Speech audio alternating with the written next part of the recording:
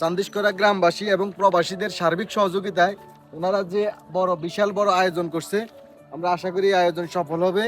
এই আয়োজনে অনেক পরিমাণে মানুষ হবে এবং মানুষ এসে স্বতঃস্ফূর্তভাবে মাহফিলে থাকবে, মাহফিলে বসবে এবং দিনের কথা শুনবে।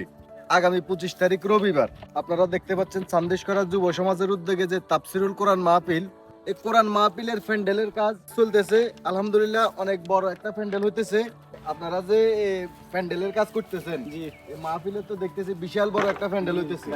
এখন অনেক বড় প্যান্ডেল। হ্যাঁ, এই প্যান্ডেলটার মধ্যে কতজন লোক ধারণ ক্ষমতা আছে?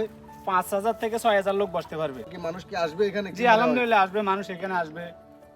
এখানে বক্তা বড় আন্তর্জাতিক বক্তা আসতেছে।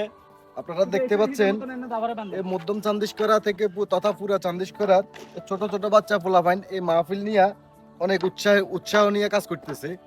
তোমরা কি করতেছো এখানে? মাহফিলের জন্য কালেকশন করতে। মাহফিলের জন্য কালেকশন করতেছো? আমি যতটুকু জানতে পারছি এই মাহফিলের আশেপাশে কোনো দোকানের ব্যবস্থা নাই। এটা অত্যন্ত সুন্দর একটা উদ্যোগ নিয়েছে মাহফিল কমিটি। মাহফিল কমিটিকে ধন্যবাদ। আর ওনাদের যে বক্তা আব্দুল্লাহ মোহাম্মদ সাইফুল্লাহ অনেক আন্তর্জাতিক মানের একজন বক্তা। আগামী 25 তারিখ রবিবার এই মাহফিলে সকলের দাওয়াত রইল। দাওয়াতি প্রচারের জন্য ভিডিওটি অবশ্যই শেয়ার করে দিবেন। ধন্যবাদ। আসসালামু আলাইকুম।